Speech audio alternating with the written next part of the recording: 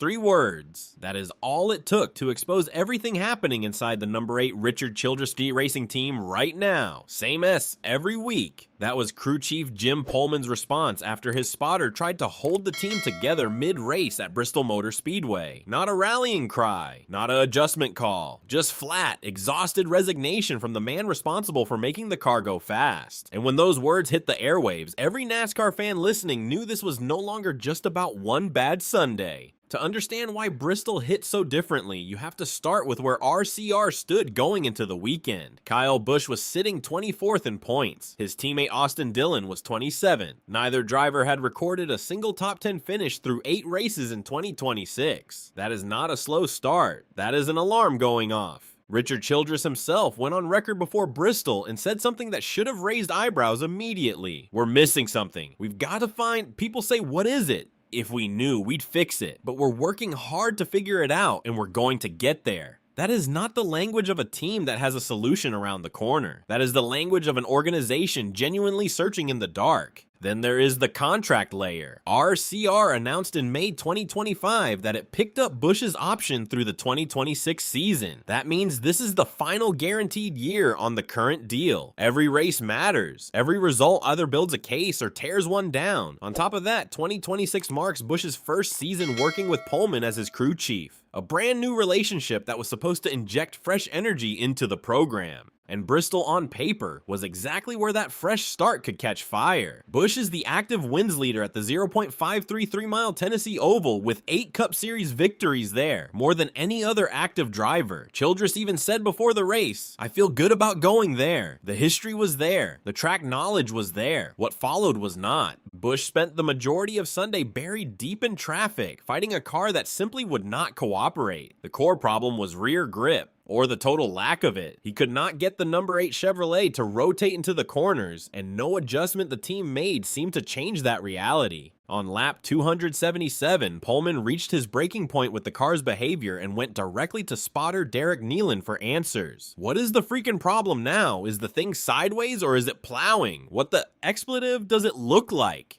Nealon responded that the car was still not getting into the corner. Pohlman pushed harder. Why? I don't get it. We tightened it up, and why can't it get in the corner? Nealon's answer was blunt and honest. I don't know. I've got a headset on, not a helmet. I don't know. Then came lap 313. Riley Herbst made contact with the number 8, sending Busch spinning. He kept going after slight contact with Eric Jones's trailing car, but the damage to his race position was done. He was now running around 30th with more than half the race remaining. What happened next on the radio is what turned a frustrating race into a national NASCAR story. Under the caution following the Herbst spin, Nealon addressed the pit box directly. His message was a plea for unity. Listen, I know you're frustrated. I don't like running 30th either, but us yelling at each other during the race isn't going to help. Like, we've got to keep the glue molded together here. We're all still in it together, and it's not over. We're only barely halfway through this thing. You copy? Pohlman's response, yeah, copy. Just same's it every week. That one sentence revealed everything. Not frustration about Bristol specifically, not frustration about the Herbst contact, frustration about a pattern, a repeating cycle that the crew chief himself felt powerless to break. And throughout this entire exchange, Kyle Busch said almost nothing. For a driver known for being one of the most vocal competitors in the garage, that silence was its own statement.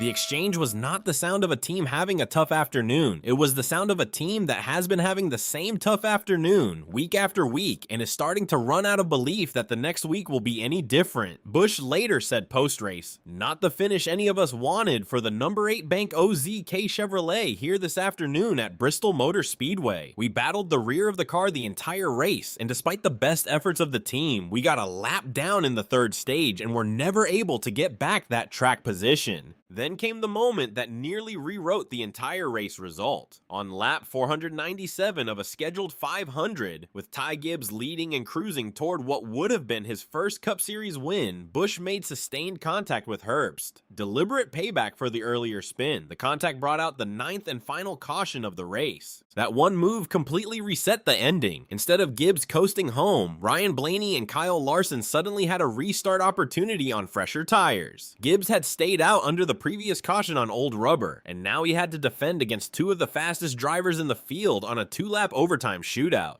There is real irony buried in this moment too. Busch's frustration nearly cost Ty Gibbs, a driver who has faced enormous pressure throughout his career because of his last name and his position within the Joe Gibbs racing system. His first career win, Gibbs held on. He beat Blaney to the finish line by just 0.055 seconds, the closest margin at Bristol since Rusty Wallace beat Ernie Irvan by 1 foot in April of 1991. Larson finished 0.229 seconds behind in third. There are two honest ways to read Busch's retaliation. The first is straightforward Bristol tradition, short track justice, an eye for an eye, the kind of move that has defined this track's identity for decades. The second reading is harder to ignore. Busch only had that opportunity to retaliate because he was running 25th. If the number 8 team had genuine race-winning pace on Sunday, he is never in that position. The retaliation became the headline precisely because the underlying performance never gave him a clean race to run. Through 8 races in 2026, Busch holds an average finish of 22.0. His best result is a 12th place at the Circuit of the Americas road course. Bristol marked his 4th consecutive finish outside the top 20. For a driver with 63 Cup Series wins and a resume that still stands above almost everyone in the garage, those numbers are not just disappointing.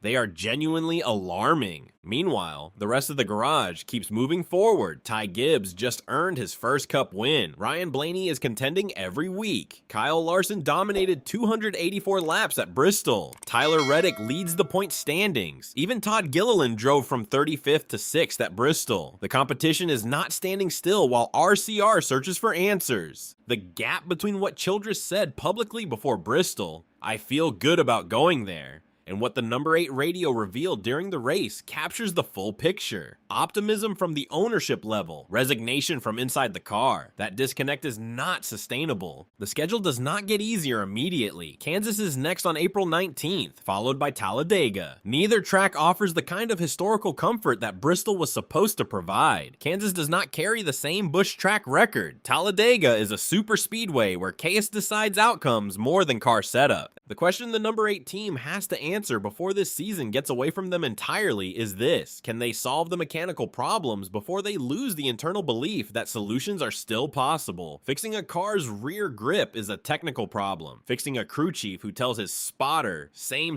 every week on an open radio, that is a morale problem. And in NASCAR, those two problems require very different solutions. Bristol showed that RCR may now be dealing with both at the same time.